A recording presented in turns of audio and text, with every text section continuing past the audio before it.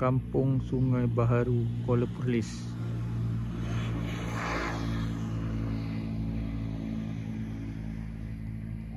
Kami ke sini membeli belacan. Ni. Kedai belacan.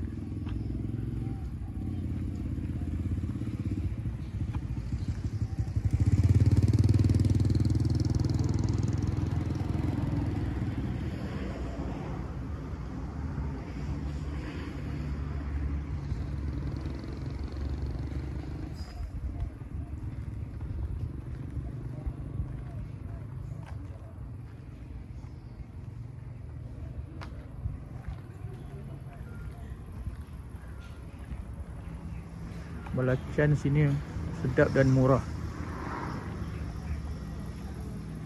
Harga murah, boleh buat berniaga.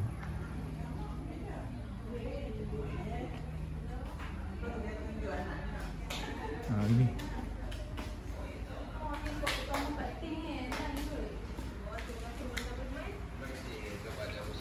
proses belacan.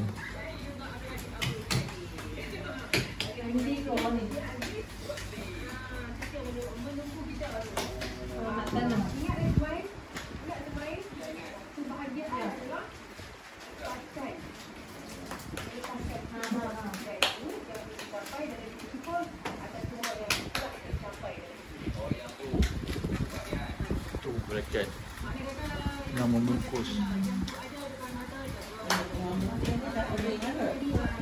Murah ya belacan sini RM2 ada, RM1 ada. Masya Allah. Saya boleh kata pelanggan tetap lah beli belacan sini. Datang pada Kuala Lumpur, beli banyak-banyak.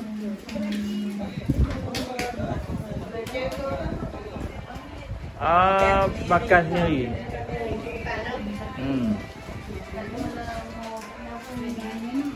Mana KL, tapi saya orang sini. Saya orang sini masa kecil-kecil dulu cari mentarang di situ. Dia tak percaya. Macam mana pergi bukit?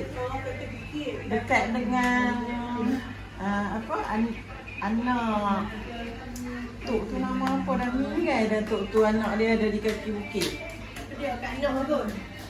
Bukan dia kaki bukit ya. Anak dia nama cucu dia nama Nak.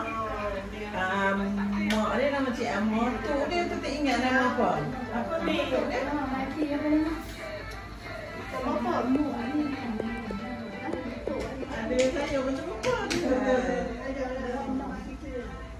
Dia kubur-kubur kan. Kulit kita ingat. Ni kat Noh Gani ke? Mak suami dia nama Uku, Pak Uku. Kami panggil dia Pak Uku. Bukan kat Noh Gani bukan. Dia Gani mana? Dia Gani. Umur tinggi orang dia. Noh dia tinggi. Bapak dia nama kami panggil Pak Cin bapak dia. Cin dia.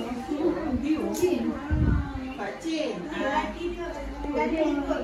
Dia tu. Iku apa?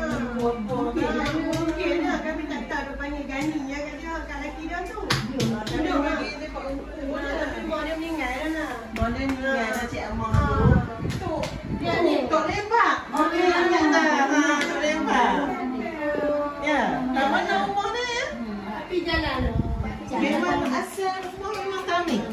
Keluarga dia pun sini je lah. Jalan rumah tu kedudukan rumah tu